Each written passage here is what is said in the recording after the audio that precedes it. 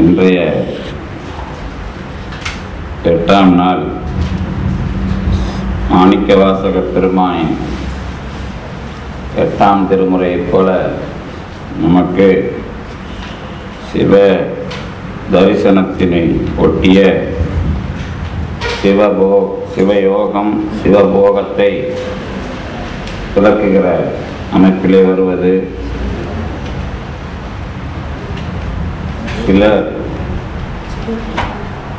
சில செய்திகள்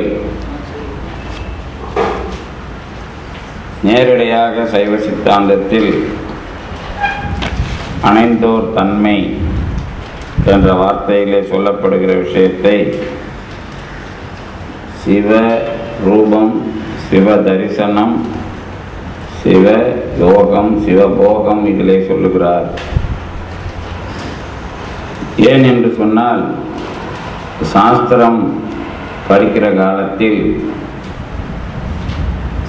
இந்த சிவஞான சித்தியார், அதற்கு பிறகு திருவருட்பயன், இந்த மாதிரி நூல்களில் சொல்லுகிற முறைக்கு ஏற்ப தளத்தை அமைப்பித்திருப்பார்கள். உண்மை நெறி விளக்கத்தை பொறுத்தவரை முழுவதுமாகவே மல பரிபாகம் என்ற ஒரு தலைப்பிலே மாயை மல பரிபாகம், கர்ம மல பரிபாகம், ஆணவ மல பரிபாகம் என்ற அமைப்பிலே தான் இந்த உண்மை நெறி விளக்கம் நமக்கு அமைகிறது. மாயை மலம் எப்படி நமக்கு பக்குவப்படுகிறது, கர்ம மலம் எப்படி நமக்கு அனுபவத்திற்கு தடையாக இல்லாமல் நீங்குகிறது, ஆணவ மலம் எப்படி தாக்கம் இல்லாமல் போகிறது என்ற அனுபவம்தான் நம்முடைய உண்மை நெறி விளக்கத்தில் வருகிற அனுபவம். அதிலே இந்த வினை, அணைந்தோர் தன்மை, இது மாதிரியான விஷயங்கள். அதற்கு பிறகு இன்னும் ஒன்று இருக்கிறது, அது நேற்று சொல்லுகின்ற தொடர்ச்சியாக அவர் இன்னும் வரவில்லை. அதனுடைய கேள்வி என்ன என்றால், இந்த அணைந்தோர் சிவயோகம் என்பது போன்ற ஒரு அமைப்பு அறிவோடு பட்டதா அல்லது கடந்ததா என்பதாகிய ஒரு கேள்வி இருக்கிறது. அதையும் நாம் சிந்திப்போம். முன்னதாக நம்முடைய நண்பர்களுடைய விஷயத்தில் தொடர்ச்சி என்பது கொஞ்சம் முட்டுப்பட்டிருக்கிறது. என்ன என்று கேட்டால், தொடர்ந்து நாம் இந்த உண்மை நெறி விளக்கத்தை அமைக்கும் பொழுது வாசனாமலம் வருகிறதோ இல்லையோ, வாசித்த முறை வருகிறது. வாசனாமலம் கண்டிப்பாக வராது. என்ன, அதனால் வாசனாமலத்தை கூட இப்படி புரிந்து கொள்ளலாம் போல இருக்கிறது. விஷயம் என்ன என்றால்,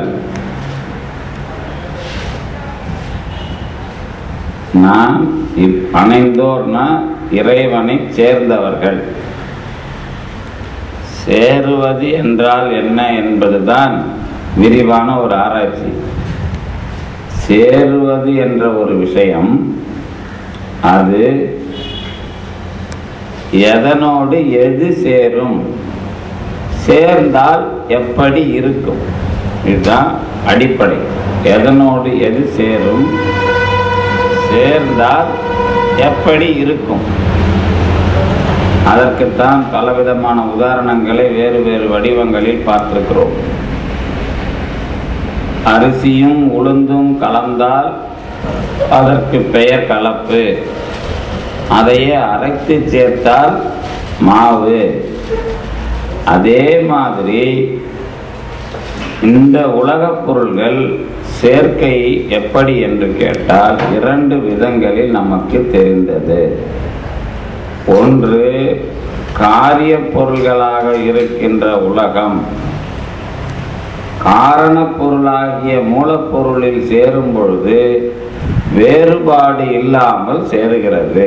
இதற்கு பெயர் மயக்கம் என்பதாக நாம் விரிவாக பார்த்தோம். மயக்கம் என்பது ஆணவத்தினால் வருகிற மயக்கம் இல்லை, பொருள் ஒன்றாதல் என்ற விளக்கம். பொருள் ஒன்றாதல் என்ற விளக்கத்திற்கு மயக்கம் என்ற சொல்லை தொல்காப்பியம் சொன்னதுனால நம்ம அந்த சொல்லை பயன்படுத்தினோம். அதில் வேற ஒன்றும் மயக்கம் வரக்கூடாது, சரியா? அது அந்த விஷயம் எல்லாமே இரண்டு வேறுபட்ட பொருள்கள் ஒன்றாக சேருவதற்கு உரிய அடிப்படை முறை. மரத்தை வெட்டினால் அல்லது அதை எரித்தால் அது மீண்டும் போய் காரண பொருளாக அல்லது இன்னொரு காரியமாக கலக்கிறது. மண்ணினுடைய சாம்பல், அதாவது மரத்தினுடைய சாம்பல் மண்ணிலே கலப்பது என்பது ஒரு விதமான சேர்க்கை. அது மண்ணாகவே மாறுகிறது. மரத்தை வெட்டி போட்டு வைத்து விட்டால் கரையான் அரிக்கிறது. கரையான் மரத்தை சாப்பிடுகிறதா என்று கேட்டால் அதற்கு வேண்டியதை சாப்பிட்டு விட்டு அந்த மரத்தினுடைய மண் பகுதியாக மாற்றுகிறது. அந்த கலை நமக்கு தெரியாது. இப்போ மரத்தை நம்ம கையில் கொடுத்தா மண்ணாக மாற்றுவோமா? மாற்ற மாட்டோம். ஆனால் கரையான் குத்து என்ன பண்ணோம், அந்த மண் பார்ட்ஸை தனியாக பிரித்து கொடுத்துரும். நமக்கு அது முடியாது. ஆனால் இந்த ஒரு கலை சேர்க்கிற கலைன்னு பேர். இப்போ கரையானுக்கும் மிகப்பெரிய தகுதி இருக்குல்ல. கரையான் பொருளிலே மற்ற நெருப்பு, ஆகாயம் முதலியவற்றையெல்லாம் சாப்பிட்டு விட்டு இந்த எஞ்சிய மண்ணை மட்டும் பிரிக்கிறது. அன்னத்தை தான் நாம் பால்லேருந்து தண்ணி பிரிக்குதுன்னு பார்த்தோம். கரையான் புற்று கூட கரையான் மரத்தை மண்ணாக மாற்றுகிறது. அது ஒரு கலை. அப்போ அந்த விஷயத்தை செய்வது என்பதுதான் அதிலே அதை சேர்ப்பது. இது கலப்பு முறை, சரிதானே? கலப்பு முறையில் எந்த விதமான ஐயமும் இதுக்கு மேலே வரக்கூடாது. காரியம் இன்னொரு காரியமாக அல்லது காரணமாக மாறுகிற தன்மைதான் மயங்குவது. அதாவது பொருள் ஒன்றாக ஆவது. இதில் ஒரே பொருள் வேறுபட்ட இரண்டு பொருள்களாக இதுவரை பார்க்கப்பட்டது இப்பொழுது ஒரே பொருளாக மாறியது. இதுக்கு பேர் தான் மயக்கம். சரி, அந்த பொருள் தன்மை எது? அந்த பொருளினுடைய தன்மை சடத்தன்மை. அப்போ அது இன்னொரு சடத்தன்மையுடன் தான் ஒரே பொருளாக மாறும். மேலும் அது வினையோடு சேருமா என்று கேட்டால் அல்லது ஆணவத்தோடு சேருமா என்று கேட்டால் சேரவில்லை. அதற்கான தேவையில்லை, சரியா? இங்கே மயக்கம் என்பது ஒன்றாதல்னு ஒரு விஷயம் படிச்சிங்க. ஒன்றாகிற முறைக்கு பெயர் மயக்கமாதல், சரிதானே? மயங்குதல் முடிஞ்சு போகுது. அப்புறம் பொருள்களின் சேர்க்கை எப்படி இருக்கிறது? மற்ற பொருள்கள்னா இரண்டு பொருள்களை சேர்ப்பதற்கு வேறு ஒன்று தேவைப்படுகிறது. தங்கம் ஆபரணமாக ஆக்கப்படுவதற்கு ஒரு விஷயம், அதாவது குறை தேவைப்படுகிறது, செய்பவன் தேவைப்படுகிறான். இரண்டு இரும்பு ஒட்ட வைக்கப்படுவதற்கு ஒரு ஈயம் போன்ற பொருள் தேவைப்படுகிறது. வேறுபட்ட இரண்டு பொருள்களை சேர்ப்பதற்கு மூன்றாவது ஒரு பொருள் தேவைப்படுகிறது. ஏன் என்று கேட்டால் வேறுபட்ட இரண்டு பொருள்கள் தன்னளவில் இணையாது. அந்த வேறுபட்ட இரண்டு பொருள்களில் தன்னளவில் இணைந்த ஒரே ஒரு சம்பந்தம் எது என்று கேட்டால் ஆணவமும் ஆன்மாவும் இணைந்த நிலையை தவிர வேறு ஒன்றும் அந்த மாதிரி இல்லை, சரிதானே? உடம்பும் உயிரும் சேருவது என்றால் வேறுபட்ட இரண்டு பொருள்களின் சேர்க்கை. இந்த இரண்டு பொருள்களின் சேர்க்கையை செய்வது இந்த இரண்டு பொருள்களே நிகழ்த்துகின்றனவா என்று கேட்டால் இல்லை. இதற்கு இறைவன் என்ற ஒரு மூன்றாவது பொருள். எப்படி வேறுபட்ட இரண்டு பொருள்களை சேர்ப்பதற்கு ஒன்று தேவைப்படுகிறதோ அது மாதிரி இறைவன் என்ற மூன்றாவது பொருளும் ஏற்கப்படுகிறது. இது பொருள் கலப்பு வகையில் சொன்னோம். அதே விஷயத்தை உறவு வகையில் பார்த்தால் என்ன விளக்கம் வரும்? இரண்டு பொருள்கள் சேர்க்கை தான் அத்துவிதம். அது ஒன்று போல இருக்கும், ஆனால் அடிப்படையில் வேறுபட்ட பொருள்கள் இயங்கும் போது ஒன்றை ஒன்று சார்ந்து இயங்கும். சரிதானே? இப்போ இந்த இரண்டு பொருள்கள்லாம் உலகத்தில் பார்த்தீங்கல்ல, நானும் என்னுடைய உடம்பும் நானும் என்னுடைய ஆணவமும் இந்த மாதிரி ஒன்று ஒன்றா நாம் ரெண்டு ரெண்டாக சேர்ந்துருக்கிறோமே, இந்த ரெண்டினுடைய சேர்க்கையில் நாம் எதைய இன்னொரு பொருளை முடிவு செய்கிறோம். நாம் இறைவனை சேருகிறோம் என்ற விஷயம் அங்கெல்லாம் இல்லை. நான் ஒன்று இந்த உடம்போடு சேர்ந்திருக்கிறேன், அந்த காலத்தில் அத்துவித உறவில் இறைவனோடு சேர்ந்திருக்கிறேன் என்பது உள்ளடங்கி இருக்கிறது. அது நான் மாயையோடு அல்லது கருவியோடு சேர்ந்திருக்கிறேன் என்ற உறவைத்தான் நேரடியாக காட்டுகிறது. இந்த நேரடியாக காட்டுகிற விஷயத்திலேயும் கூட நுட்பம் என்னவென்றால், இந்த உடம்பு சேர வேண்டும் என்று சொன்னால் உடம்பை சேருவதற்காக அதை பசை போல மாற்றுகிற ஒரு விஷயம்தான் இறைவன் சிவத்திலே வந்து சிவதத்துவங்களாக நிற்பது, ஆன்மாவை பஞ்சகஞ்சுகங்களில் நிற்க வைப்பது.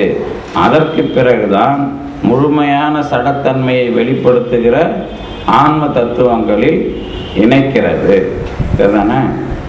இப்போ இந்த மாயை என்கிற ஒன்றோடு நான் அத்துவித சம்பந்தம் அல்லது கருவிகரணங்களோடு அத்துவித சம்பந்தம் பெறுகிறேன் என்று சொன்னால், நான் அறிவு பொருள், அது அறிவில்லாத பொருள், இந்த இரண்டையும் கலப்பதற்கும் வேறு ஒரு தன்மையை கை கொண்டது இறைவன்.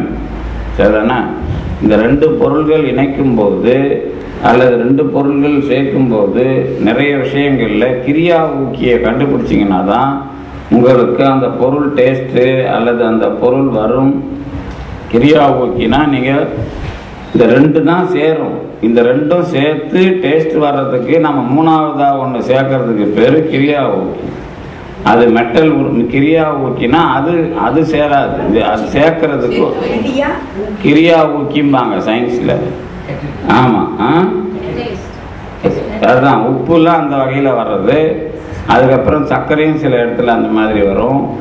அதுக்கு பிறகு இந்த மெட்டல்லாம் உருக்குறவங்களுக்கு தெரியும். ரெண்டு மெட்டல் உருக்கும்போது அதுக்குள்ளே என்ன போடுறது, இந்த சேர்க்கறதுக்கு பேர், அதுக்கு பேர் கிரியா ஊக்கினா செயல்படுவதற்காக பின்புலமாக இருப்பது. இந்த விஷயம்தான் அதான் ஊக்கின்னு சொல்றது. அதுதான் நம்ம ஒட்டி அவன் உளமாகிலான்னு முதல்ல பார்த்தல. உளமாக இருக்கிறான், ஆனால் ஒட்டி இருக்கிறான், செயல்படுவதற்காக தூண்டுகிறான் அப்படின்னு சொல்லிட்டு. ஆனால் அந்த தூண்டல் நாம் முழுசாக எப்படி புரிஞ்சிக்கணும் அப்படின்னு கேட்டிங்கன்னா, நான் பார்ப்பதை நீ பார், நான் பார்க்க சொல்லுவதை நீ பார் என்பது போல தூண்டவில்லை. பொருள் இயல்பிலே அனுபவப்படுவதற்காக அவன் அந்த அளவில் நின்று தூண்டுகிறான். அதான் முக்கியம். ஆமாம், இந்த விஷயம் அந்த ஒன்றும் மாற்றமடையாது அப்படிங்கிறதும் அதில் முக்கியம். இதில் இந்த இந்த மாதிரி விளக்கத்தில் நீங்கள் அடுத்தடுத்து வர்ற விளக்கத்தோடு சேர்த்து எதெல்லாம் சிக்கலாக்கி கொள்ளக்கூடாதுன்னா, ரெண்டு பொருள் தான் சேர்க்கை, அதுக்கு பேர் தான் அத்துவித உறவு. அடுத்தது சேர்ந்த பொருளின் தன்மையை ஆராய்ச்சி செய்யும் பொழுதுதான் மூன்றாவது பொருளை பற்றிய முடிவு கிடைக்கிறது. சேருகிற பொருள்னா இப்போ மரம் மண்ணிலே சேருகிறது, இது ஒரு சேர்க்கை தான். ஆனால் அதில் ஒரே பொருள் முடிவு தான், காரிய காரண சம்பந்தம் தான் அதில். ஆனால் அதுவும் வேறு ஒன்றும் சேரும் பொழுதுதான் அடிப்படையில் வேறுபட்ட இரண்டு பொருள்கள் என்ற அந்த வேறுபாடு. அப்போ நீங்கள் என்ன பண்ணணும் அப்படின்னு கேட்டிங்கன்னா, அடிப்படையில் வேறுபட்ட இரண்டு பொருள்கள் என்பதை அத்துவித உறவாக காணும் பொழுதே இந்த அத்துவித உறவு ஏற்படுவதற்கு காரணமாக இன்னொரு பொருளும் இருக்கிறது என்ற முடிவு நமக்கு வருகிறது. அத்துவிதம்னா மாயையும் நானும் சேருகிறேன். இந்த சேர்க்கை சேருவதற்கு இன்னொரு பொருள் இப்போ என்ன விஷயம் அப்படின்னா, இந்த உறவிலே மூன்றாவது ஒரு பொருளும் உண்டு என்பதை இதிலே தெரிந்து கொள்வதற்கு ஒரு வாய்ப்பு இருக்கிறது. சரிதானே? இந்த உறவை பற்றிய ஆராய்ச்சி ஒன்று, உறவை பற்றிய ஆராய்ச்சியில் இன்னொன்று மூன்றாவது ஒரு பொருளை, இந்த இரண்டு பொருள்கள் சம்பந்தப்பட்டு இருக்கும் பொழுது மூன்றாவது பொருளும் உண்டு. என்ன பொருள் உண்டு? அறக்கோடு அந்த சாணக்கல் பார்த்தோம்ல, அந்த சாணக்கல்லை செய்பவன் ஒருவன் வேண்டும். அதே மாதிரி அந்த சாணக்கல்லை பயன்படுத்துகிறவன் ஒருவன் வேண்டும். அந்த சாணக்கல் தங்கத்தை தேய்ப்பதற்காக பயன்படுகிறதுன்னு ஒரு விஷயம் வேண்டும். இப்போ ஏதாவது ஒரு வகையில் அது மூன்றாவது பொருளை சார்ந்துதான் அந்த அத்துவித உறவு செயல்படுகிறது. அப்படி இல்லை என்று சொன்னால் அது வேறொன்றாக மாறி கலக்கிறது. சரிதானே? உலகப் பொருள்களை வேறொன்றாக இருந்து இன்னொன்றாக மாறி அது அதனுடைய இயல்பிலேயே ஒன்றாக போகிறது. இங்கே ஒன்றாக போகிறது என்பது எப்படி என்று கேட்டால், இரண்டு பொருள்களின் அனுபவம் சேருகிறது. இந்த ஒன்றாகிற அனுபவம் என்பது மூன்றாவது பொருளால் நடக்கிறது. அந்த இரண்டு பொருள்கள் ஒன்றாக இருப்பதிலேயும் இரண்டு பொருள்கள் ஒன்று போல கல் போல இருந்தாலும் அதில் இருக்கிற கல்லும் மெழுகும் வேறு வேறு. இந்த மாதிரி அந்த உறவில் இருக்கிற சின்ன சின்ன விஷயங்களையும் பிரித்து தெளிவாக்கி கொள்ள வேண்டும். அதில் ஒன்றும் இது வரைக்கும் மேலே இன்னும் அதில் சந்தேகம் வரவே கூடாது. அது வந்தாலும் பார்த்துக்கலாம், ஒன்றும் பிரச்சனை இல்லை. ஏன் அது அப்படின்னா, இந்த உறவு தான் நாம் மற்ற தத்துவவாதிகளை மறுப்பதற்கும் அல்லது இந்த சொல்ல வைத்துத்தான் நாம் எல்லா விதமான விஷயங்களை விளக்குவதற்கும் அடிப்படை. சரிதானே? இந்த அத்துவித உறவு மாயையோடு நமக்கு முதலில் ஏற்பட்டது தான். என்ன பேர் அதுக்கு? மூலகன்மம்னு பேர். அப்போ மூலகன்மம் அப்படிங்கிறது வினையோட ஏற்பட்ட முதல் தொடர்பு. அதே சமயத்தில் எதோட முதல் தொடர்பும் இருக்கு? மாயையுடைய முதல் தொடர்பும் இருக்கிறது. மாயை வினை இரண்டும் நமக்கு ஒரே காலத்தில் தொடர்பு கொள்ளுகின்றன. மாயை தொடர்பு கொள்ளும் பொழுது வினை கிடையாது. ஆனால் மாயையின் மூலமாக அராகம் என்ற ஒன்று, ஆசை ஒன்று அசையும் பொழுது நமக்கு ஏற்படுகின்ற அந்த ஆசையை மதிப்பிடுவது தான் வினை. சரிதானே? அந்த ஆசையின் மூலமாக நல்வினை தீவினை என்ற மதிப்பு இல்லை என்றாலும் உங்களுடைய செயல்பாட்டு தகுதி ஆராயப்படுகிறது. செயலுக்கான கருவி மாயை, செயல்பாட்டுக்கான தகுதி தான் வினை. சரியா? அந்த வினை தான் மூலகன்மம். அதுவே தூலகன்மம் ஒன்று பேசுறது எங்க அப்படின்னா, வினை நல்வினை தீவினை என்ற கணக்குக்கு வருவதுதான் தூலகன்மம். அது மனித பிறவியினுடைய முதல் பிறவியில் தொடங்குவது. முதல் பிறவிக்கு, அதாவது ஓரறிவு உயிராக பிறப்பதற்கு முன்பாக அமைந்த செயல் தகுதி மூலகன்மம். அதுவே மனித பிறவியாக முதலில் தொடங்குகிற காலத்தில் தூலகன்மம். ஏன்னா தூலம் என்று சொன்னால் நல்வினை தீவினை என்ற கணக்குக்கு உட்படுவது. சரிதானே?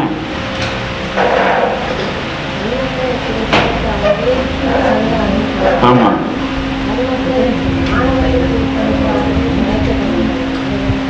ஆணவத்தை தேய்ப்பதற்காகவே அதுவா தேய்ப்பு,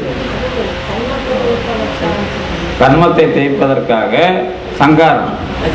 அதாவது அது இப்படி வச்சுங்க, நீங்க இப்படி புரிஞ்சுக்கலாம். அது சங்காரம்னு ஒரு சொல் இருக்குல்ல, அதோட நம்ம எதை போட்டு சிக்கல் படுத்துறோம் அப்படின்னு கேட்டிங்கன்னா, சங்காரம் என்று சொன்னால் ஒடுக்குதல். அதான் நமக்கு நேராக அடித்தல்னு பயன்படுத்தினாலும், பயன்பாட்டில் அழித்தல்னு சொன்னாலும், அதுக்கு நேராக நம்ம சாஸ்திரத்தில் ஒடுக்குதல் அப்படின்னு சொல்கிறோம். ஏன்னா நமக்கு அழித்தல் என்பதோ ஆக்குதல் என்பதோ இல்லை. அதை என்ன பண்ணுவோம்னா தோற்றுவித்தல், ஒடுக்குதல்னு சொல்லுவோம். சரிதானே?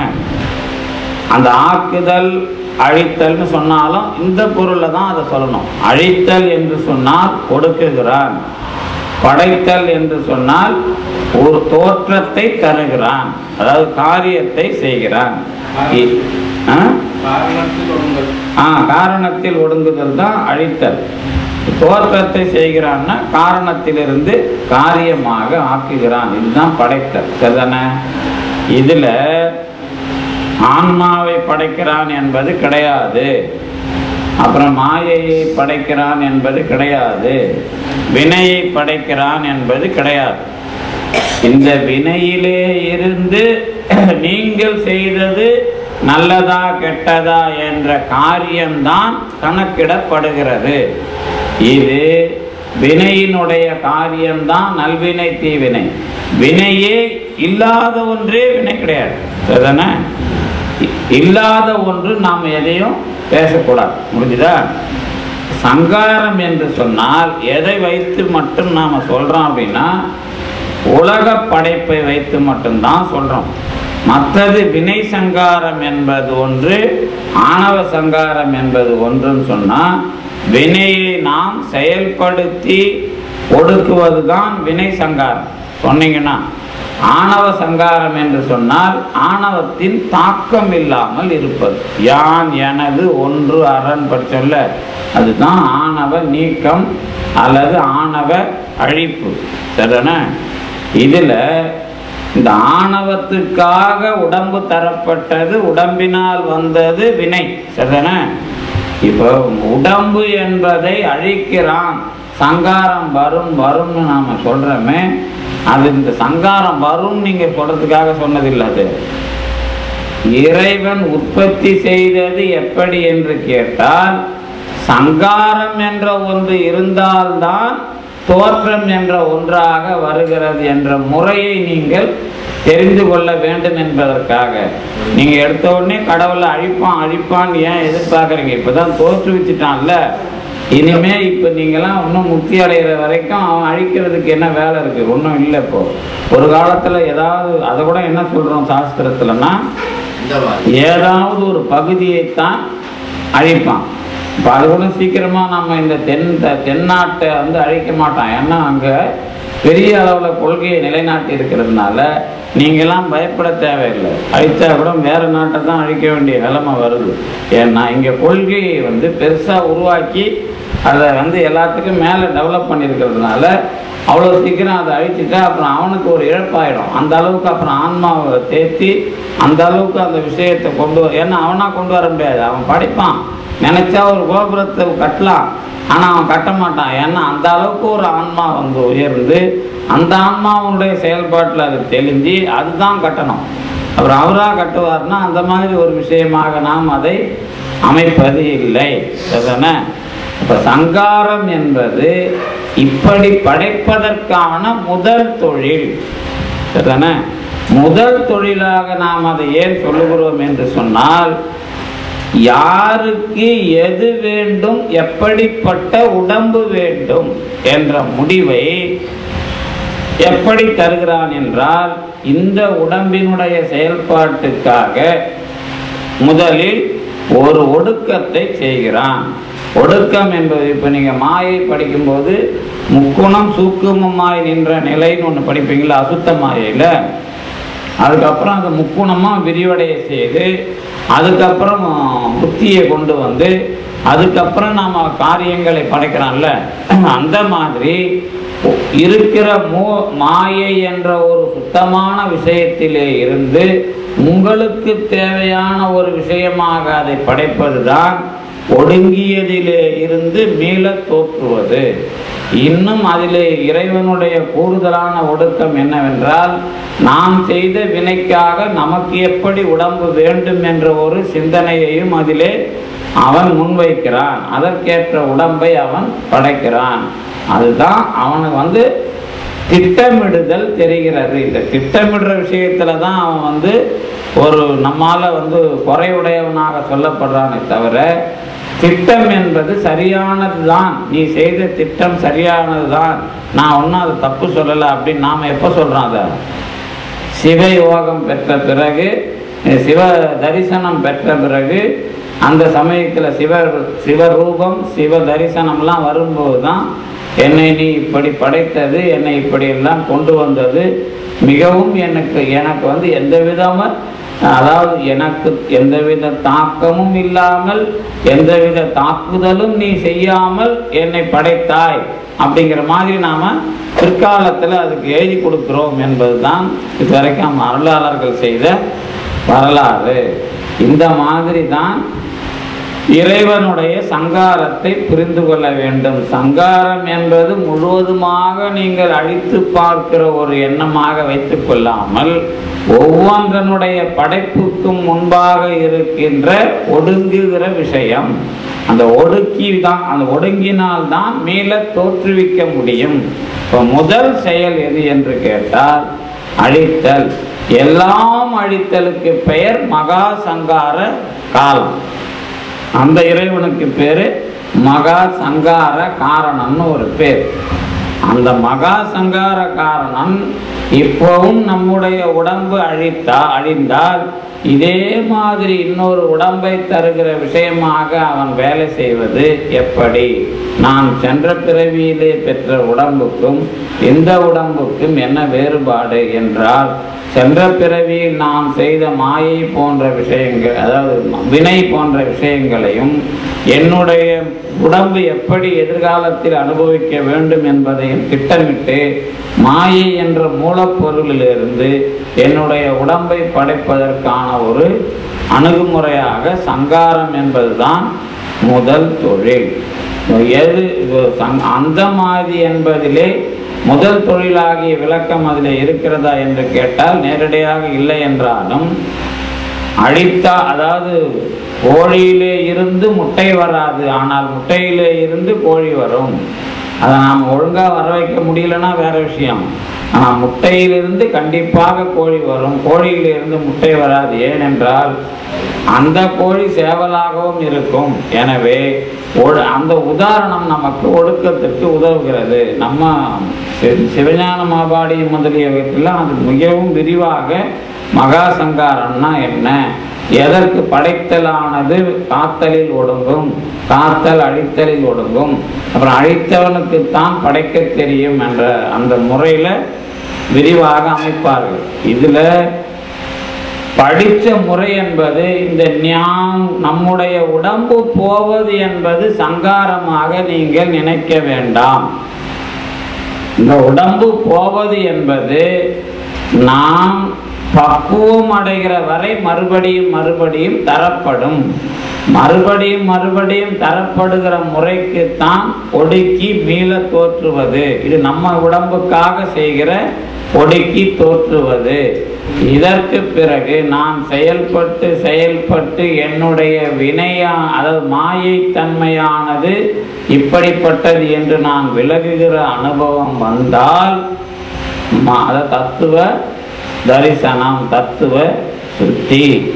அதற்கு பிறகு இந்த மாயையின் முடிநிலையாகிய கலை வித்தை அராகத்தால் நான் செயல்படுகிறேன் என்பது தெரிந்து கொள்ளுகிற நிலை இல்லாமல், நான் அந்த கலை வித்தை அராகம் என்பது இல்லாமல் ஆன்மாவினுடைய ஞானத்தன்மையும் செயல்தன்மையும் ஆசைத்தன்மையும் எப்படி இருக்கிறதோ அப்படி இருக்குமானால் அதற்கு பெயர் ஆன்ம ரூபம், ஆன்ம தரிசனம், ஆன்ம சுத்தி.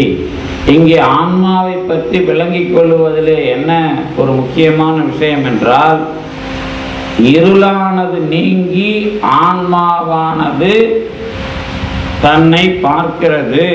இது வித்தை, ஞானம் தன்னை காண்டல் என்கிற ஒரு அமைப்பு.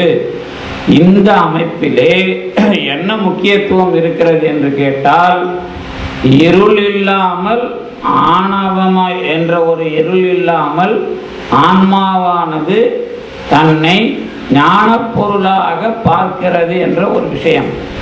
அடுத்தது, ஆன்மாவானது செயல் ஒன்று இன்றி நிற்றல். எந்த செயல்? கலையின் மூலமாக எழுப்பப்பட்ட மாயையின் முதல் செயலும் இல்லாத ஒரு நிலை. இங்க நீங்க ஆன்மாவோட செயல் இல்லைன்னா என்னன்னு புரிஞ்சுக்கணும் அப்படின்னு கேட்டா, ஆன்மாவை தனிப்பொருளாக சொல்ல முடியாது. மாயையிலே இருந்து நீங்குகிற ஆன்மா எப்படி அதை தடை செய்கிறது? இதான் அந்த விஷயம். எதை? கலை வித்தை அராகத்தை தடை செய்கிற விஷயம்.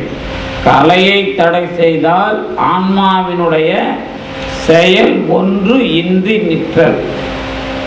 ஏன்னா ஆன்மாவுக்கு அங்க கருவி இல்லை.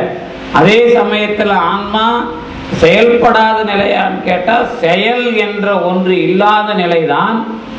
அதை எப்படி புரிஞ்சுக்கணும்? இதுவரைக்கும் மாயை என்ற கருவிகளை பயன்படுத்திய ஆன்மா எல்லா கருவிகளுக்கும் மூலமான கருவியாகிய கலை என்பது கலை என்பதை நிறுத்துகிற காலம். அப்ப அதோட வேலை என்ன? செயலே இல்லாத நிலை இல்லை, கருவி இல்லாத நிலை. ஆனா கருவியை கருவியோட இந்த உடம்புல தான் அது. நீங்க உடம்பு இல்லாத நிலைன்னு பேசக்கூடாது. இந்த உடம்பில் இருந்து கொண்டு கண் முதலியன எல்லாம் சடம் என்ற அறிவு வந்து, அந்த அறிவுக்கு பிறகு இந்த வேலையை கலையின் மூலமாக நான் தொடங்கினேன் என்று தெரிகிறதா இல்லையான்றது பிரச்சனை இல்லை. கலை தான் கடைசி செயல் கருவி. எந்த செயல்? ஆன்மாவினுடைய செயலாற்றலை ஒட்டி இருக்கிற கடைசி செயல் கருவி. அந்த செயல் கருவியும் நிறுத்தப்படுகிற நிலைக்கு பெயர் தான் நீயும் நின் செயல் ஒன்று இன்றி நிற்றல். அதுக்கு பிறகு அராகம் என்ற ஒன்று அங்கே இருக்கிறது. அராகம் என்பது ஆசை. எனக்கு மாயை முதலாக தரப்பட்ட பொழுது ஆசையை தொடங்கி நான் பிறவிக்கு வந்தேன் இல்லையா? இப்போ அந்த அராகத்தினுடைய ஆசைத்தன்மையை நிறுத்துவதுதான் போய் இவன் தன்மை கெடுதல். அந்த இடத்துல முக்கியமான விஷயம் என்ன அப்படின்னா, போய் இவன் தன்மை கெடுகிறது என்றால், அந்த போய் இவன் தன்மை கெடுதல் என்பது மறுபடியும் பொருளில் போய் தோன்றாதாய் விடுதல். அப்ப என்ன அர்த்தம்? அராகம்தான் மறுபடியும் நான் பொருளில் போவதற்கு காரணமாக இருந்தது. அந்த அராகம் இப்பொழுது நிறுத்தப்படுகிறது. இதுக்கு பேர் தான் போய் இவன் தன்மை கெடுதல். இதுவரைக்கும் நீங்க ஆன்மாவை எப்படி புரிந்து கொண்டீர்கள்? அதான் இருக்கிற முக்கியமான விஷயம். ஏன்னா இதுவரைக்கும் எல்லாம் ஏன்னா அந்த பிரச்சனையில குழப்பம் வந்தாதான் மறுபடியும் இப்ப ஜீவன் முத்தர் அணைந்தோர் தன்மைக்கு பிறகு ஒரு விஷயம் இருக்குல்ல, திருவடி ஞானம் பெறுதல். நாம் என்ன பண்ணிட்டோம்னா முறையா இப்படி படிக்க ஆரம்பிச்சிட்டோம். அணைந்தோர் தன்மை இந்த வார்த்தையை நான் அதுவே திருவருட்பயன் நடத்தினா அதே பேர் தான் நடத்தியிருப்பேன். ஏன்னா உண்மை நெறி விளக்க ஆசிரியர் அணைந்தோர்னு போடல, ஜீவன் முத்தர்னு போடல. ஆமா, இப்ப ஜீவன் முத்தர் அணைந்தோர்னு போட்டார்னா இப்ப நீங்க எந்த இடத்துல ஜீவன் முத்தரை சொல்றீங்க, எந்த இடத்துல அணைந்தோரை சொல்றீங்க அப்படின்னா, அவங்க வந்து மலப்பரிபாகம் இருவினையொப்பு, அது இருவினையொப்புக்கு பிறகு மலப்பரிபாகம், அப்புறம் சத்தினி பாகம் வந்த பிறகு அணைந்தோராக இருப்பார்கள்னு பேசியிருப்பாங்கல்ல. அந்த அந்த ப்ராசஸ் எப்படி நடந்தது அப்படிங்கிறது தான் உண்மை நெறி விளக்கம். இறைவனோடு சேருகிறவர்கள் நாம் எழுதிட்டோம். ஆனா இறைவனோடு சேருகிறவர்கள் எந்த முறையில் சேருவார்கள் அதுதான் நான் இப்படி அடிக்கடி சொல்றது. இப்போ வந்து நீங்க மாவையும் அந்த அரிசி மாவையும் உளுத்த மாவையும் கலந்து வச்சுட்டீங்க. ஆனா ஒரு ராத்திரி பூரா அது எப்படி சேர்ந்ததுன்னு தெரியாது இல்லை உங்களுக்கு. கடலையில இட்லி ஊற்றும் போது தான் மாவு இட்லி மாவுன்னு சொல்லுவீங்க. ஆனா இந்த ஒரு 10 மணி நேரம் அது மாறின விஷயம் உங்களுக்கு தெரியாது இல்லை. பூ பூக்கிற விஷயம் தெரியாது இல்லை. அந்த விஷயத்தை தான் இவர் பேசுறார். எது எது எப்படி மாறி வந்தது. அதனால ஜீவன் முத்தர்னா இதுல யாருன்னு கேட்டீங்கன்னா, இந்த ஜீவன் முத்தர் சிவரூபம் முதலாக சிவபோகம் வரை இருக்கிறவர்கள் ஜீவன் முத்தர்கள் தான். அணைந்தோர் என்றால் யார் என்றால், மாயை மலம் நீங்கி யான் எனது ஒன்று இன்றி எல்லாவற்றையும் சிவமாக பார்ப்பவர் அணைந்தோர். அணைந்தோர்னா சேர்றவங்க, அவ்வளவுதான். அதுக்கு தான் இப்படி ஆரம்பிச்சிருதானே. அதுல ஒன்றும் இது பிரச்சனை வராது இனிமே உங்களுக்கு. அப்புறம் என்ன அப்படின்னா, இந்த பதமுத்தி பிறப்பு இந்த மாதிரி விஷயங்கள்லாம் கேட்குறீங்கல்ல, அதில் என்ன அப்படின்னா, நான் நேற்றே ஒரு விஷயம் சொன்னேன். என்ன சொன்னேன்னா, இந்த பறை என்ற ஒரு விஷயத்தை அனுபவித்து அதிலே நின்று விட்டால் அந்த மாதிரி ஆளுங்கள்லாம் அதுக்கு மேலே வரலன்னா அவங்க தான் சித்தர் மட்டும் இல்லை, பறை அனுபவத்தில் எந்தெந்த அனுபவம் பெற்றார்களோ, பறைனா பரம்னா மேலானவர்கள், இந்த மேலான அனுபவத்தில் அந்த கருவிகளில் எதை எதை பிடிச்சிக்கிட்டு நின்னாங்களோ அந்தந்த விஷயமா நிற்கிற ஆன்மாக்கள் உண்டு. இதுக்கு மேலே இன்னொரு ஒரு சின்ன இது ஒரு விளக்கம் ஒன்று உண்டு. அனுபட்சம் சம்புபட்சம் படிச்சிருப்பீங்க. இந்த அனுபட்சத்தில் தான் பதமுத்தி அடைந்தவர்களை பற்றி நம்ம பேசுவோம். அனுபட்சம் அப்படின்னா ஆன்மாக்களில் உயர்ந்த நிலையை பெற்றவர்கள், சரிதானே? ஆன்மாக்களில் உயர்ந்த நிலையை பெற்றவர்களை உதாரணம் சொல்லும்போது எளிமையாக சொல்லிடுவாங்க. சிவபரம்பொருளையோ அல்லது திருமாலையோ அல்லது பிரம்மனையோ பார்த்து அது மாதிரியான விஷயத்தை அடைந்தவர்கள் அப்படின்னு சொல்லுவோம். ஆனால் அந்த மாதிரி பேசும்போது தான் அனுபட்சம் அவங்களுக்குள்ள தான் சண்டை வரும். இதான் புராணம்லாம் படிப்போம். ஆன்மாக்களில் உயர்ந்த மேல்நிலையை ஏதி திருமாலை போலவோ சிவபரம்பொருளை போலவோ வடிமை ஏதியவர்கள் சொல்றதுக்கு எதெல்லாம் பயன்படுத்துவோம்? சிவயோகம்னு ஒன்று இருக்குல்ல. சிவயோகத்தில் இறைவனுடைய உருவத்தை கேட்டால் பெறலாம். அப்புறம் சரியை கிரிய யோகத்தில், சிவயோகம் இல்லை, சரியை கிரிய யோகத்தில் சரியையில் சென்றால் இந்த முக்தி அடையலாம், கிரியையில் சென்றால் இந்த முக்தி. இதுக்கு பேர் தான் பதமுத்தி. பதம், ஆமாம். சாலோகம், சாமீபம், சாரூபம், சாயுத்தியம் அப்படின்னா என்ன அப்படின்னு கேட்டிங்கன்னா இறைவனோடு கலத்தலா அப்படின்னு கேட்டால் உண்மையில் அது பார்த்தீங்கன்னா இறைவனை பற்றிய ஞானத்திலே தெளிவாக ஆதல் தான் அது. சாரூபம் சாயுச்சியம் அப்படின்னு ஒரு விஷயம் பேசுகிறோம்ல. சாயுச்சியம்னா கலத்தல். இப்போ கலத்தல் அப்படிங்கிறது எப்படி கலக்கிறது அப்படிங்கிறது அடுத்த விஷயம். ஆமாம், அந்த கலத்தல் அதுலேயே நிற்கல. அது முதல்ல சரியை கிரிய யோகம் ஞானம் சொன்னாங்கன்னா சரியை கிரிய யோகம் ஞானத்தில் நீங்கள் போனால் சரியையில் என்ன அனுபவம் கிரியையில் என்ன அனுபவம்லாம் சொல்லிட்டு அதுக்கப்புறம் சரியையில் சரியை இந்த மாதிரி சரியையில் கிரியை சரியையில் யோகம் சரியையில் ஞானம் சொல்லி அப்புறம் கிரியையில் சரியை கிரியையில் கிரியை கிரியையில் யோகம் கிரியையில் ஞானம் சொல்லி அப்புறம் யோகத்தில் சரியை யோகத்தில் கிரியை யோகத்தில் யோகம் யோகத்தில் ஞானம் சொல்லி அப்புறம் ஞானத்தில் சரியை ஞானத்தில் கிரியை ஞானத்தில் யோகம் ஞானத்தில் ஞானம் சொல்லும்போது தான் அந்த இடத்துல தான் ஞானம் அடைதல் பெருமானை சேர்தல் என்பதற்கான முயற்சி. அதுக்கு முன்னாடிலாம் முதல்ல சரியை கிரியை யோக ஞானத்தில் பெருமானை பற்றி தெரிந்து கொள்வது தான். முடிஞ்சா? இந்த சாலோகம் சாமீபம்னா அந்தந்த உலகத்தில் இருக்கிறவர்கள் இவரவர்கள் இன்னென்ன உலகத்தில் இருப்பார்கள் சொல்லிட்டார்ல. ஆமாம், இந்தந்த வேலையை செஞ்சவங்க இங்கே இருப்பாங்கன்னு ஒரு பட்டியல் சிவஞான முனிவரும் தர்றார். பதமுத்தியில் நிறைய பேர் பேசுவாங்க. உண்மை நெறி விளக்கத்தை பொறுத்தவரை எங்கே பதம் என்ன மாதிரி விஷயமா இருக்குதுன்னு கேட்டால் இந்த பறை என்கிற விஷயத்தை தெரிந்து கொண்டவர்கள் எங்கே இருக்கிறார்கள், அதற்கு பிறகு சிவம் என்பதை தெரிந்து கொண்டவர்கள் எங்கே இருக்கிறார்கள், அதற்கு பிறகு தற்பறையில் நின்று கொண்டவர்கள் எங்கே இருக்கிறார்கள், இவர்களை எல்லாம் கடந்தால்தான் உண்மையான அனுபவம் என்பது உண்மை நெறி விளக்கம். சரிதானே? பதமுத்திக்கு எந்த அளவுக்கு நீங்கள் போனாலும் எது வரைக்கும் கற்பறையில் அழுந்துனா கற்பறை பறையில் அழுந்துறது, அதுக்கப்புறம் பறை உயிரில் அழுந்துறது, அதுக்கப்புறம் தற்பறையில் அழுந்துறது.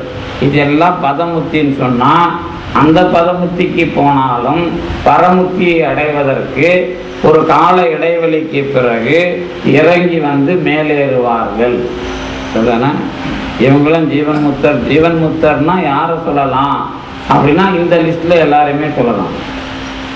பரமுத்தி அடைந்தவர்கள், அதுக்கப்புறம் பறை உயிர் முத்தி அடைந்தவர்கள் அல்லது பறை தத்துவ முத்தி, அப்புறம் பறை உயிர் முத்தி, அதுக்கப்புறம் என்ன தற்பறை முத்தி.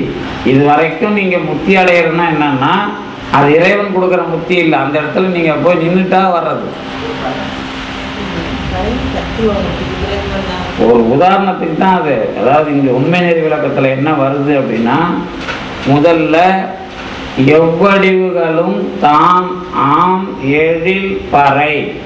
இது இறைவனை அடைந்த நிலை தான். ஆனா இறைவனை எப்படி அடைகிறோம்? இங்க எவ்வடிவுகளும் தாம் ஆம் எழில் பறை வடிவு. எப்படி அடைகிறதுல ஒரு பொருள் இருக்கிறது என்று சொன்னால் அந்த பொருளினுடைய ஆற்றல், அந்த பொருளினுடைய தனித்தன்மை. அதே சமயத்தில் விறகு என்பதனுடைய ஆற்றல் என்ன? விறகு என்பதனுடைய ஆற்றல் என்ன? விறகுல நெருப்பு வந்தாதான் சூடு அதனுடைய ஆற்றல். விறகை பயன்படுத்தி நீங்க கொஞ்சம் கட்டையான விறகா இருந்தா வேற எதுக்கும் பயன்படுத்தலாம். இப்ப பயன்படுத்துகிற நிலையில் அதனுடைய ஆற்றல்களை நாம பயன்படுத்துகிறோம்.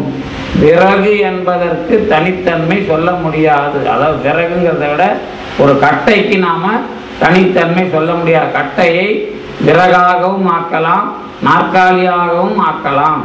அப்ப நாற்காலி என்பதாக விறகு தன்மையில் இருக்கிறதா, நெருப்புத்தன்மையாக இருக்கிறதா என்று சொல்லுவதற்கு பெயர்தான் பறை வடிவு ஆகி அந்தந்த பொருளில் இருக்கிற பயன்பாட்டு ஆற்றலாக அந்த பொருளை வடிவு கொள்ள செய்வதற்கு பெயர் பறை.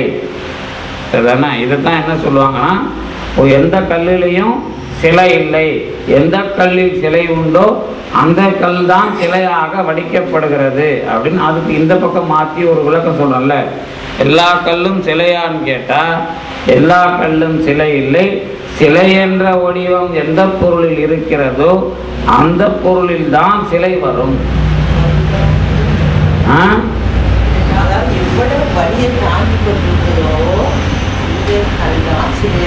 அது கரெக்டு. இப்ப நீங்க இருக்கு எல்லா கல்லுலயும் போய் சிலை, இந்த கல்லையும் சிலையாகல, அவ்வளவுதான். அந்த மாதிரி இந்த மாதிரி ஒரு நுட்பத்தை தெரிஞ்சுக்கிட்டீங்கன்னா எல்லா பொருளும் எப்படி எப்படி இருக்க வேண்டுமோ அப்படி எப்படி இருக்க செய்கிற வடிவுக்கு பெயர் பறை.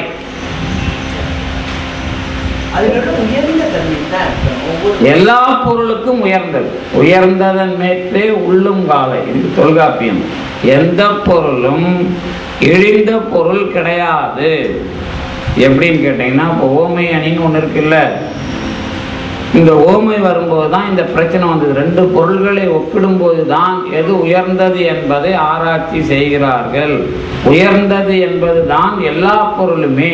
ஆனால் ஒப்பிடும் பொழுது உயர்ந்தது என்று இதிலேயும் அதிலேயும் எப்படி சொல்லுவது? இது ஒரு ஆராய்ச்சி. இதை எல்லாரும் போயிருக்கிறான் இந்த ஆராய்ச்சியில். ஆனால் தொல்காப்பியர் தமிழோட மரபில் ரொம்ப பழைய காலத்திலேயே ஒரு முக்கியமான முடிவை அதில் சொல்லியிருக்கிறார். ஆனால் அந்த முக்கியமான முடிவை அந்த ஓமையை விளக்குகிற ஆசிரியர்கள் பயன்படுத்துவது இல்லை. என்ன அப்படின்னா, இரண்டு பொருள்களை பயன்படுத்தும் பொழுது சமமா, அதாவது இப்போ மலர் போன்ற முகம் அல்லது சூரியனை போன்ற முகம், நிலவை போன்ற முகம் சொல்றாங்கல்ல, அந்த அதிலே இருக்கிற தன்மை எது நல்ல தன்மையோ அல்லது எது ஒப்பிடுவதற்கு உரிய தன்மையோ அதை இந்த பொருளிலும் சொன்னார்கள். இது ஓமை. சரிதானே? இது எல்லாருமே இதை பயன்படுத்திக்கிட்டு இருக்காங்க. ஆனால் தொல்காப்பியர் சொன்னது என்ன அப்படின்னா, நீ எந்த பொருளை பார்த்தாலும் உயர்ந்ததாக பார், அப்புறம்தான் ஒப்பிடுதல் என்பது எப்படி நான் இருக்கும் அப்படின்னு சொன்னார். என்ன அப்படின்னா, உயர்ந்ததன் மேற்றே உள்ளுங்காலை அப்படிங்கிறது அந்த நூற்பாவுக்கு பேர். அப்படின்னா என்ன அப்படின்னா, இப்போ சேற்றிலே மலர்ந்த செந்தாமரை அப்படின்னு வருதுன்னு வச்சுங்களேன். சேற்றிலே மலர்ந்த செந்தாமரை, இதுல எது உயர்ந்த பொருள்? செந்தாமரை. அதானே? எல்லாருக்கும் நல்லா தெரியுது. இந்த சேற்றுக்கும் செந்தாமரைக்கும் இதுல ஓமையா பார்க்க சொன்னது யாரு?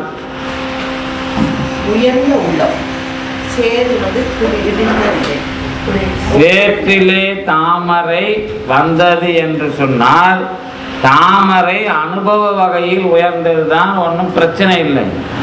ஆனால் சேறு என்ற ஒன்று இல்லை என்று சொன்னால் தாமரை இல்லை. அப்போ கால் வைக்கவும் கூச்சப்படுவது அல்லது நாம் அஞ்சத்தக்கதாக இருக்கிற ஒரு சேறு இழிந்த பொருள். அந்த இழிந்த பொருளாக சொல்லக்கூடிய ஒன்றிலே இருக்கிற உயர்ந்த தன்மையை காண்பதுதான் உயர்ந்ததன் மேற்றே உள்ளுங்காலை. எந்த பொருளிலும் ஒரு உயர்ந்த தன்மை இருக்கிறது, அந்த உயர்ந்த தன்மையை பார்க்க வேண்டும் என்பதுதான் உயர்ந்ததன் மேற்றே உள்ளுங்காலை. அப்ப நீங்க ஒப்பிடுவது என்பதெல்லாம் இரண்டாம் பட்சம். எந்த பொருளை நேராக பார்த்தாலும் அதனுடைய உள்ளார்ந்த உயர்ந்த தன்மை எது என்பதாக பார்த்தால் எல்லா பொருள்களுமே சிறந்த பொருள்கள். அதனாலதான் எல்லாமே உள்பொருள்கள், எல்லாமே உயர்ந்த பொருள்கள். எல்லாம் அந்த மாதிரி பார்த்து நீங்க ஒரு தன்மையை பார்க்கிற மாதிரி அந்த பொருளையே உயர்ந்த பொருளாக வாழ வைக்கிற பொருளுக்கு பேர் தான் பறை. சேர்தான், அதுவும் அதுலேயும் தான் எல்லா பொருள்களிலும். ஏன்னா அப்படி ஒரு தன்மை இல்லை என்று சொன்னால் சில விஷயங்கள் இல்லை. நீங்க சேற்றை கொண்டு வந்து வேறு ஒன்றோடு உறவுபடுத்தும் பொழுது குறைவுடையதாக தெரியலாம். அதுக்கு பெயர் தொடர்பு செய்ய தெரியவில்லை அல்லது தொடர்பு கொள்ள தெரியவில்லை தான் பொருள். எதிலேயும் ஒரு உயர்ந்த தன்மை உண்டு.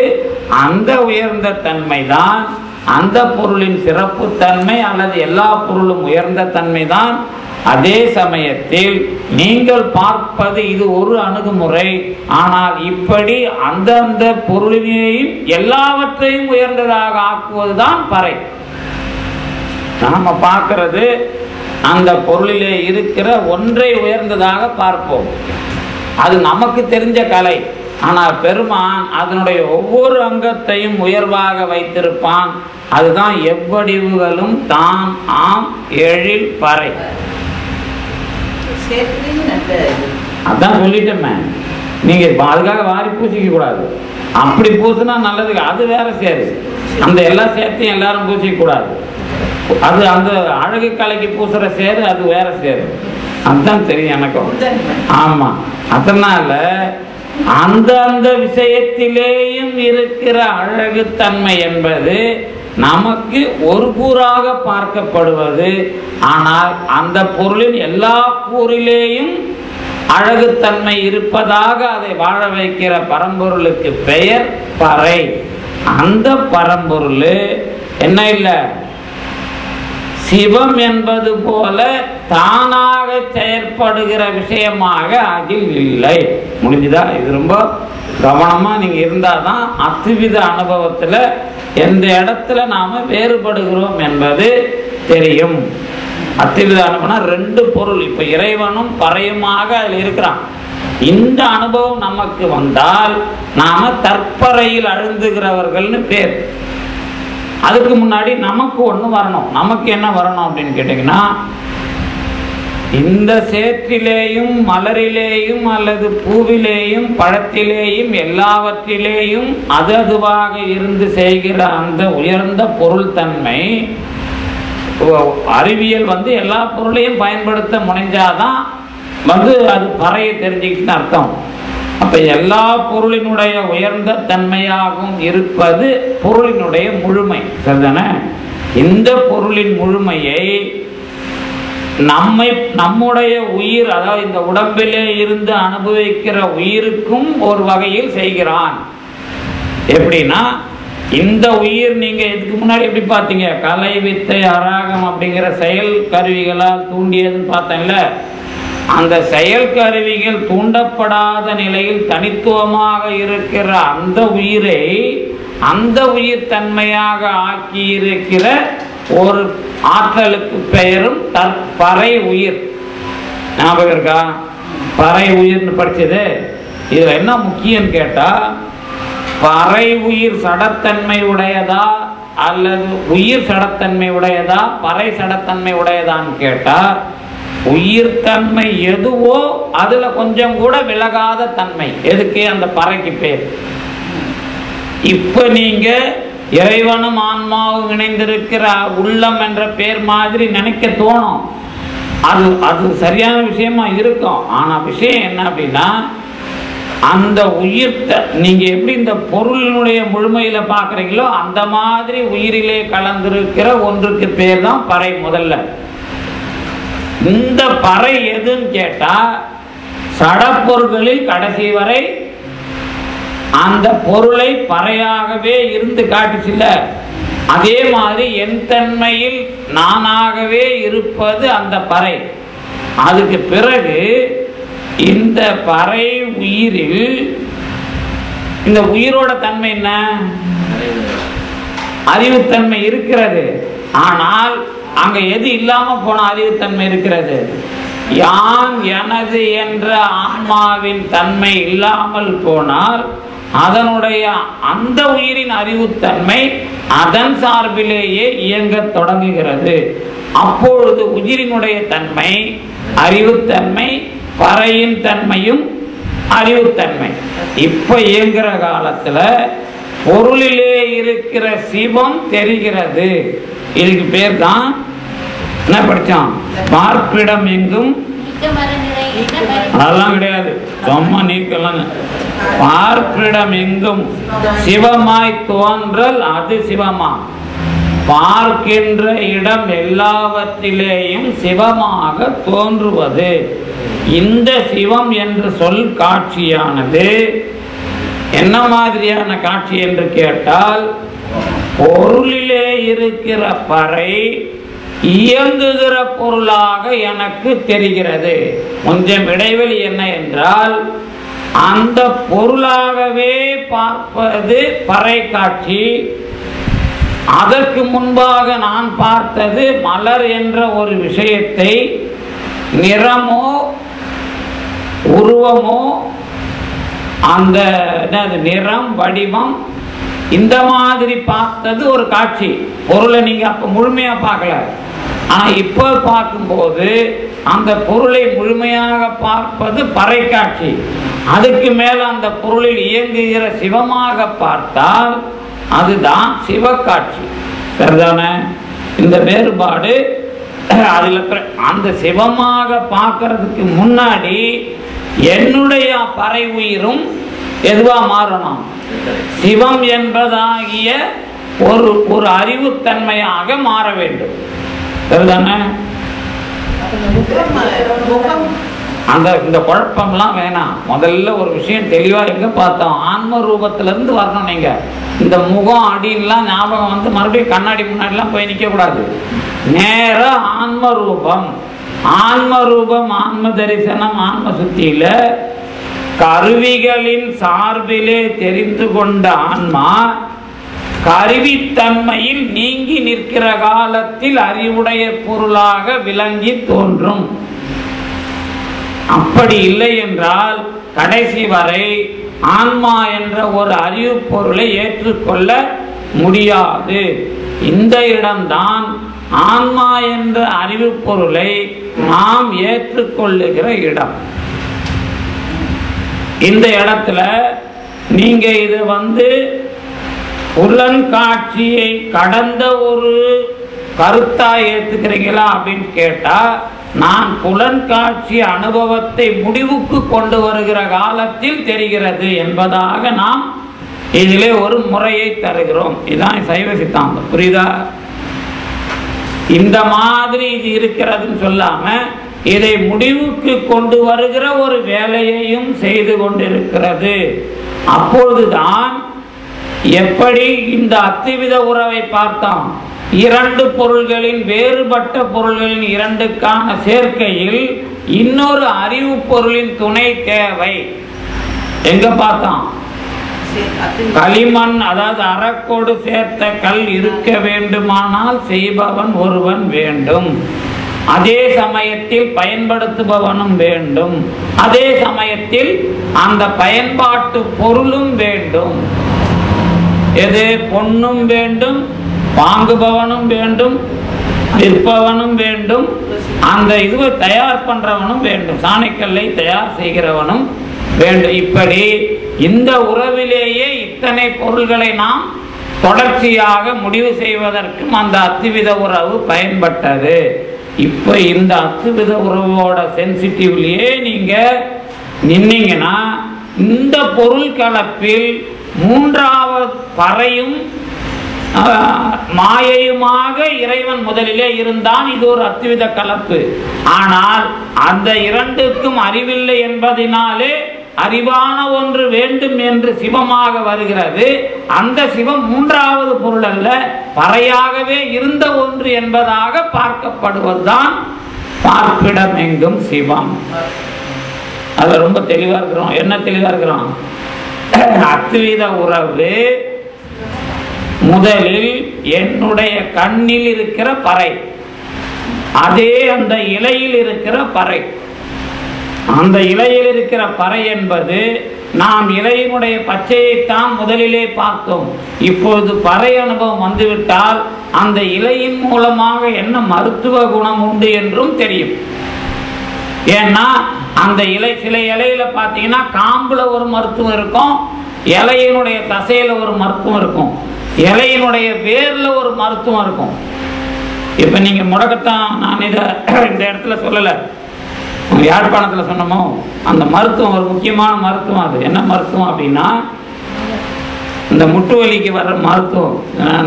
அது செஞ்சு அனுபவத்தில் அது மிக லட்சக்கணக்கான விஷய செலவெல்லாம் வேணான்னு நல்லபடியாக ஆக்கின ஒரு மருத்துவம். ஒரு நண்பரே அதை செஞ்சு அவர் இன்ஸ்பெக்டர், அவர் இப்போ பதவியை விட்டு போகிற அளவுக்கு அவருக்கு பிரச்சனை இப்போ நல்லா இருக்கிறார். அது என்ன மருத்துவம்னா முடக்கத்தான் கீரை இருக்குல்ல, அதை நீங்கள் சாப்பிட்ருப்பீங்க. அதான் ரசம் வச்சு சாப்பிட்ருப்பீங்க. வேற சாப்பிட்டுக்கிறீங்களா? இல்லை. அதில் வாதநாராயணன் கீரை சாப்பிட்ருப்பீங்க, ஆதநாராயணன் பட்டையை சாப்பிட்ருப்பீங்களா? சாப்பிட்டுக்க மாட்டேங்க. வாதநாராயணன் பட்டை, முடக்கத்தான் வேறு, மிளகு, திப்பிலி, சுக்கு, இது 5த்தையும் 10 கிராம் எடுத்துக்கிட்டு 3 லிட்டர் தண்ணியில் கொதிக்க வச்சு ஒரு 100 மில்லியா ஆக்குற அளவுக்கு கொதிக்க வைக்கணும். அது திறந்து கொதிக்க வைக்கக்கூடாது. தெரியும் உங்களுக்கு, கஷாயம் எடுக்கிறது அது உங்களுக்கு கட்டியாகணும். இந்த கட்டியாச்சுன்னா அந்த களிம்பு கீழே தங்கிடும், மேலே கஷாயம் இருக்கும். அதை எடுத்து வச்சுக்கிட்டு தினம் 3 நாளைக்கு கொஞ்சம் கொஞ்சம் சாப்பிட்டுட்டு வச்சுக்கணும். 5 நாளைக்கு ஒரு தடவை சாப்பிடணும். இது சாப்பிட்டா அந்த முட்டு வலி, உடம்புல இருக்கிற அந்த வாயு தொல்லையினால மட்டும் இல்லை, முட்டி தேஞ்சி போய் சிலருக்கு வலிக்குது இல்லை, அதுவும் குறையும். அந்த மாதிரி அந்த பொருள் என்பதாக எல்லா நிலைகளிலேயும் இணைந்திருக்கிற ஒரு விஷயத்தை தெரிந்து கொள்வதுதான் பறை அனுபவம். வாதநாராயண பட்டாங்கிறல்ல, அதுவும் இங்க நிறைய இருக்கு.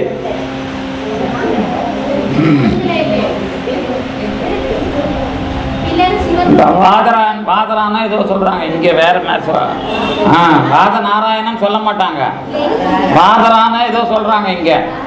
ஆனா நான் பார்த்தேன் யாழ்ப்பாணத்துல அந்த மரத்தாங்க, அதுக்கு தான் சொல்றேன். உப்பு, மிளகு, திப்பிலி, வாதநாராயணம் பட்டை, முடக்கத்தான் வேர். நீங்க வாதநாராயண இலையும் அடை சுட்டு சாப்பிடுவாங்க இந்த வாயு பிரச்சனைக்கு. வாதநாராயணன்ல வாதநாராயணன் சொன்னாலே வாதம் என்கிற காற்றை சரி செய்யறது வாதநாராயணன். முடக்கத்தானம் வாயு முடக்க வைக்கிறத சரி பண்றது. அது நீக்கி, இது செலுத்தி. அந்த நீக்கியும் செலுத்தியும் மற்றதில் சேர்க்கிறது. ஆமா, வாதநாராயணன் செலுத்தி, முடக்கத்தாங்கிறது நீக்கி. முடக்கு அறுத்தான் தான் அது முடக்கத்தான் ஆச்சு. ஆமா, முடக்கு அந்த முடக்குவாதத்தை நீக்கிறது அது. வாதநாராயணன் அப்படி இல்லை, பிரீத்திங்லாம் அந்த பல்லு வழக்கத்துக்கு கூட அந்த குச்சை பயன்படுத்துவாங்க. சேலம் பக்கத்துலலாம் நான் பார்த்துருக்கேன். இப்போ என்ன விஷயம் அப்படின்னா, ஒவ்வொரு பொருளிலேயும் இருக்கிற முழுத்தன்மையாக இருப்பது பறை. அதுக்கு தான் இது எல்லாம். நான் வைத்தியம் மட்டும் இல்லாத ஒவ்வொரு பொருளாகவும் நாம ஒரு தன்மையை தான் பார்க்கிறோம். ஆனா அந்த முழுமையிலேயும் இருக்கிற அந்த உயர்ந்த தன்மைக்கு தான் பறை. அதுதான் என்னையும் ஆக்கியது. நானும் உயர்ந்த தன்மை உடையவனாக இருக்கிறேன் என்பதை ஆன்ம ரூபம் தரிசனம் சுத்தியாக காட்டியது. இதுக்கு பிறகுதான் நான் அதை என்ன பண்ண போறேன், சுத்தியாக அனுபவிப்பேன். இந்த சுத்தியாக நான் அனுபவிக்க வேண்டும் என்று சொன்னால் பறையாக இருக்கிற அந்த விஷயத்தில் நான் தெளிவாக ஆக வேண்டும். அப்புறம்தான் இந்த அத்துவிதமாக அந்த செடியிலே பறையாக இருந்த பொருள் என்னால் தான் சிவமாக பார்க்கப்படுகிறது. பார்க்கப்படும் போது அங்க பறை வேற சிவம் வேற இல்லை, பறையும் சிவமும் அந்த பொருளும். இப்ப நான் இந்த என்னோட அத்துவிதமா சிவம் ஆன பிறகு அந்த பொருளும் எனக்கு சிவமாக தெரிந்தால் அதற்கு பெயர் தான் பார்ப்பிடம் எங்கும் சிவம். அது எந்த பொருள் வேணா சொல்லிங்க, சிவம்னு அவர் அழகா அதை சொல்றார். இதுல என்ன சந்தேகம் உங்களுக்கு? அப்புறம் அது வைத்தியம். நான் சொன்னது பொருளை முடிவு செய்யறதுக்கு ஒரு உதாரணம். பொருளை அருகம்புல்லுக்கு தான் அந்த சாறு எடுத்து தினம் குடிச்சா நல்லது இல்லை, உங்களுடைய விஷத்தன்மையை நீக்கும். நமக்கு இருக்கிற நம்ம உடம்புல தேவையில்லாத விஷத்தன்மையை நீக்கும். அருகம்புல்லை அப்படியே குடிக்க கூடாது, நாக்கில் வச்சு ஊற வைக்கணும். அப்படியே குடிச்சா அது டைஜஷன் ஆகாது, அது செரிக்காது. அது நாக்கிலே கொஞ்சம் ஊற வச்சு சாப்பிடணும். அதுக்கு நாங்கள் என்ன பண்ண முடியும்? நீங்கள் நிறைய வைட்டமின் மாத்திரை சாப்பிட்றீங்கல்ல, B12 சாப்பிட்றீங்கல்ல, இது மட்டும் இல்லை, உங்களுக்கு இன்னும் செரிக்குதுன்னு நினச்சிட்டு இருக்கிறீங்க. நீங்கள் நினச்சிட்டு இருக்கிறீங்க தினந்தோறும் நீங்கள் என்ன செரிக்குதுன்னு நம்ம காலையில் மலம் கழிக்கும் போது பார்த்தா தான் தெரியும். B12 மாத்திரை செரிக்கலை, நாம் மாத்திரை என்னது பி வைட்டமின் மாத்திரைலாம் செரிக்கலைங்கிறது, அப்புறம் சாப்பிட்ட சாப்பாடு செரிக்கலைங்கிறது, நாம் சாப்பிட்டது சரியாக சாப்பிட்டோமா, இது எல்லாமே உங்களுக்கு செரிக்காது. நீங்கள் ஆசைக்கு சாப்பிட்றது வேற, செரிச்சு சாப்பிட்றது வேற. விட்டமின் டேப்லெட்லாம் போட மாட்டாங்க. நீங்க போடலன்னா அதுக்கு நான் என்ன பண்றது?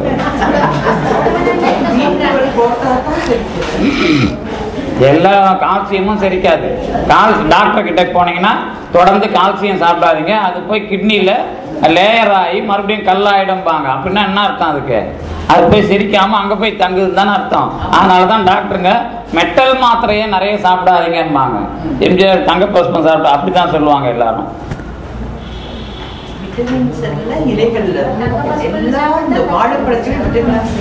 அதுக்கு தான் என்ன பண்றது, வாழைப்பட்ட சாறு குடிச்சா அதுல எங்கெல்லாம் மெட்டல் சேர்ந்துருக்குதோ அதை எடுத்துரும் அப்படின்னு சொல்றது. இந்த அருகம்புல் சாறு இந்த மாதிரி விஷயங்கள்லாம் அதுக்கு தான்.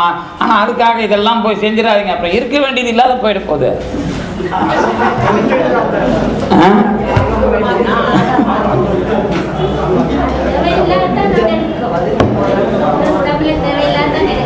அதுதான் சில சமயம் தொடர்ந்து நீங்க குடிச்சீங்கன்னா, இப்போ எலும்பு சத்துக்காக குடிக்கிறாங்கல்ல, தொடர்ந்து குடிச்சா எலும்பு உடைஞ்சிரும். அதுவும் இருக்கு, அதுவும் இருக்கு. அதனால இப்போ செய்தி தான் ரொம்ப இங்க ரொம்ப நீங்க குழப்பிக்க கூடாது. வைத்தியத்துக்குலாம் நீங்க போய் டாக்டரை பாருங்க, இன்னும் அது டிபேட்ல இருக்கு, இந்த டாக்டருக்கும் அந்த டாக்டருக்கும். அந்த பிரச்சனை நமக்கு வேணாம். நான் சொல்ல வந்தது, பொருளிலே ஒரு உயர்ந்த தன்மை இருக்கிறது என்பதற்கான உதாரணத்தை கண்டுபிடிப்பது.